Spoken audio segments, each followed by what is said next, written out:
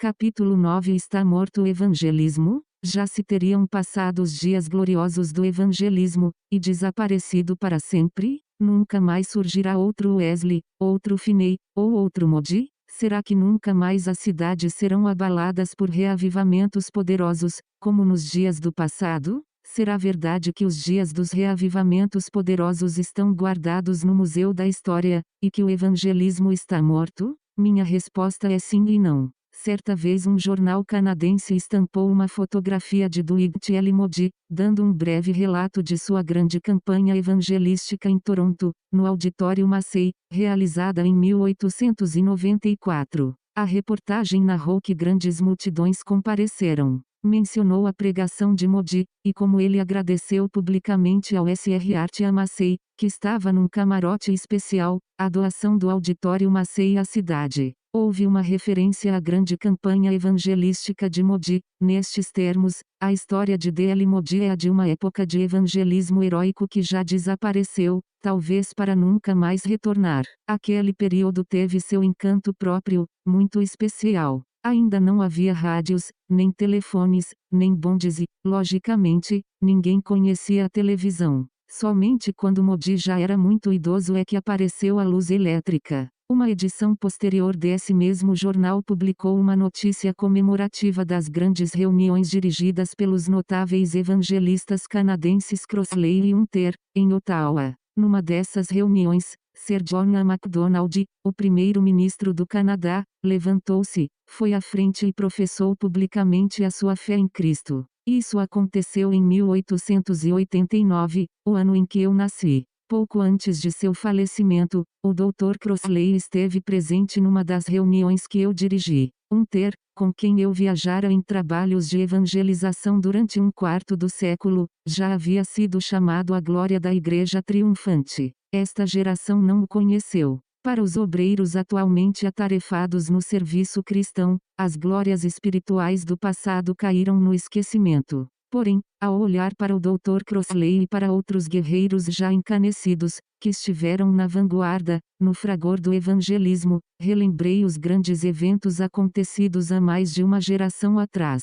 Quando a pregação do evangelho atingira seu clímax, e pus-me a perguntar a mim mesmo se porventura aqueles milagres espirituais seriam novamente presenciados nesta geração ou na próxima. Em minha biblioteca tenho um livro bem surrado nas beiradas. Contém os sermões de Moody, taquigrafados enquanto ele pregava. Suas sentenças gramaticalmente falhas estão registradas exatamente como saíram de seus lábios. As instruções por ele dadas da plataforma, suas advertências contra os falsos pregoeiros, que obtinham lucro vendendo a sua fotografia, alguns acontecimentos como foi dito, por alguém que esteve presente e viu com os seus próprios olhos tudo que ia escrevendo. Para mim esse volume é um tesouro precioso. Eu o estimo porque está repleto da atmosfera do evangelismo, uma atmosfera com a qual a presente geração, em sua maior parte, está desacostumada. Ao relê-lo, posso contemplar nele as grandes multidões, na verdade multidões tremendas. Ouço uma vez mais os arrebatadores sermões do famoso evangelista e dou testemunho, como se estivesse vivendo naquele tempo, das cenas que significaram tanto para a igreja da época, dias de céu na face da terra. Mas a pergunta que faço agora é: repetir-se-ão porventura esses dias? Os dias heróicos do evangelismo parece que cessaram. Eram os dias em que eu não passava de um adolescente. Tive o grato privilégio de contemplá-los em sua glória esmaecente, pelo menos. Lembro-me perfeitamente das grandes reuniões dirigidas por Torrey e Alexander, no Auditório Massey de Toronto, em 1906, quando me converti. O que mais me impressionou foi o grande número de ministros de todas as denominações, sentados na plataforma. Por semelhante modo, minha memória recua até a atitude do evangelismo predominante na Associação Cristã de Moços, um ano ou dois mais tarde. Também jamais me olvidarei das reuniões dirigidas por Crossley e Hunter, em Woodsville, Ontário, em 1908, bem como da impressão que deixaram em mim. Meu coração jovem vibrava intensamente sempre que eu participava desses cultos de evangelização. Mas esses foram praticamente os últimos. Em algum ponto da segunda década do século XX o antigo espírito de evangelismo se dissipou. Grandes centros de evangelismo. Entretanto, o evangelismo não está morto, de forma nenhuma,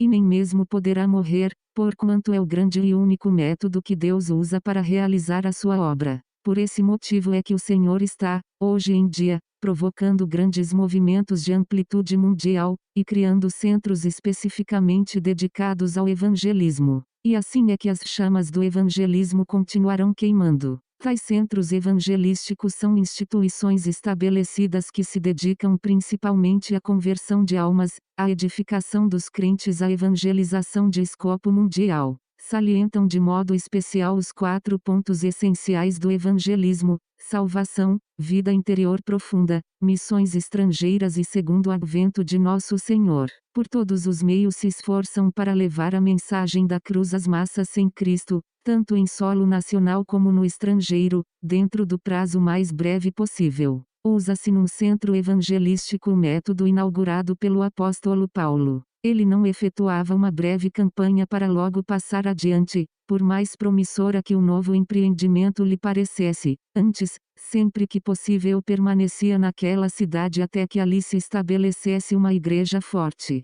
Cada grande cidade precisa de um centro de operações. Spurgeon, em Londres, usou o auditório musical Surrey, com capacidade para 10.000 pessoas assentadas, bem como o Palácio Cristal, onde se acomodavam 20.000 pessoas assentadas. E assim, desprezando todas as normas convencionais da época, ele pregou o evangelho às multidões da grande metrópole inglesa. Em seguida, construiu o Tabernáculo Metropolitano, que seria um centro permanente de evangelismo. Tanto Dwight L. Moody como R.A. Torrey tiveram a mesma visão do trabalho. Eles criam também, à semelhança de Spurgeon, na eficácia de um trabalho evangelístico centralizado. Por essa razão é que se construiu uma grande igreja de Moody, em Chicago, a Igreja de Portas Abertas, em Los Angeles, e a Igreja dos Povos, em Toronto, a fim de serem centros permanentes de evangelismo. Alguns obreiros talvez tenham sido chamados para ser itinerantes, isto é, andar de um lado para o outro, mas o tipo mais valioso de evangelismo é quando se consegue estabelecer sedes onde as chamas do avivamento nunca morrem. Daí a obra pode espraiar-se para o mundo todo. A ideia geralmente aceita do que é uma igreja, um minúsculo grupo de crentes que se reúne em alguma viela obscura, esforçando-se por sustentar um pastor,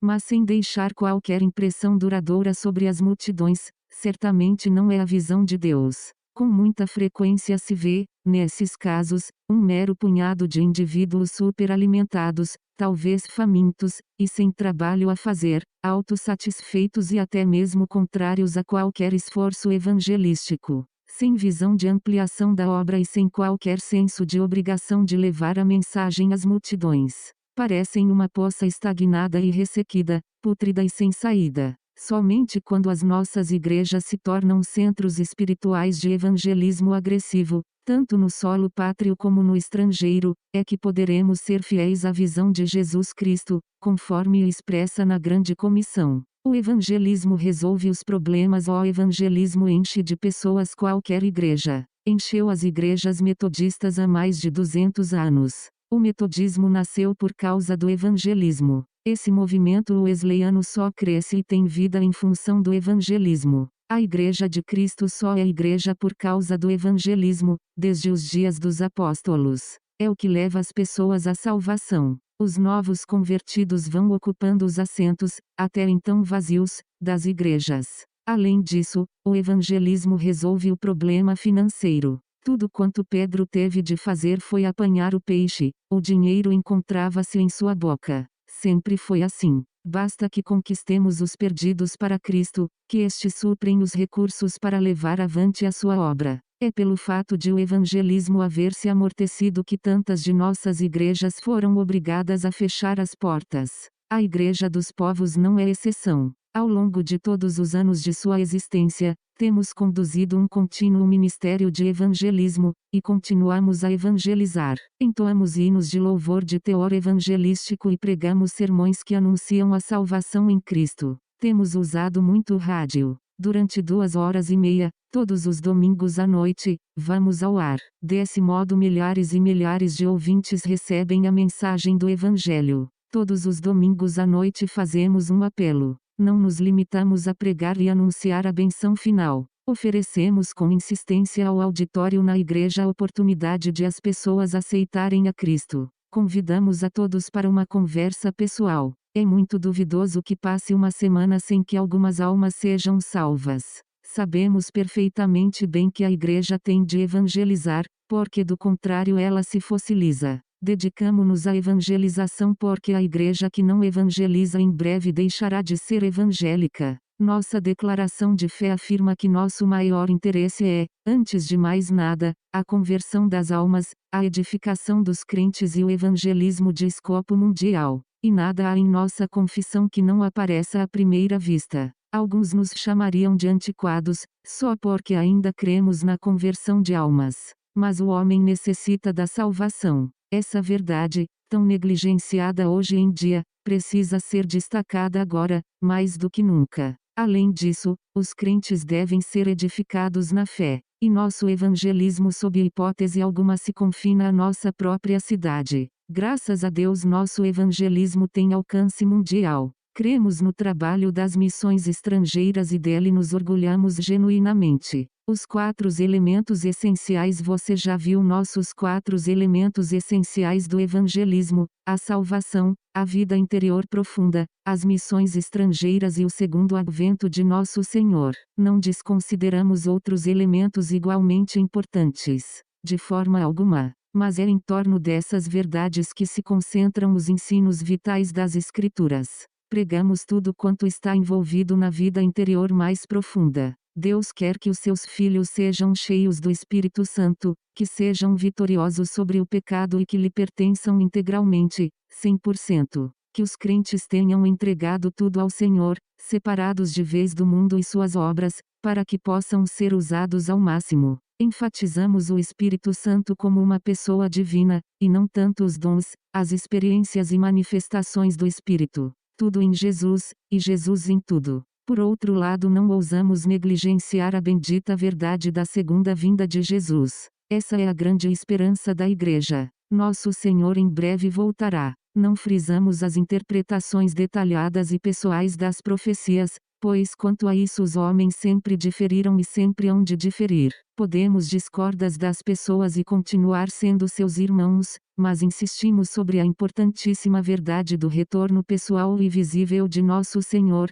o que será coroado pelo estabelecimento do seu reino. Nossa declaração de fé termina com as palavras: esforçando-nos por todos os meios por levar o Evangelho às massas em Cristo, tanto no âmbito nacional como no estrangeiro, no menor prazo possível. Afinal de contas, esse é nosso alvo principal. Para ter precisamos dar, para colher precisamos distribuir. Foi para isso que Cristo veio, viveu, morreu, ressuscitou e enviou o Espírito Santo. Essa é a suprema tarefa da Igreja. É por esse motivo que existimos. Nossa tarefa primordial consiste em anunciar o Evangelho, propagando-o por todos os meios legítimos. Em especial, compete-nos levar o Evangelho às massas que ainda não têm Cristo. Precisamos estar altruisticamente interessados em levá-lo, por semelhante modo, aos campos estrangeiros, e não só ao nosso país. É justamente ao seguir o programa de Nosso Senhor, que consiste de pregar o Evangelho do Reino em todo o mundo, em testemunho a todas as nações,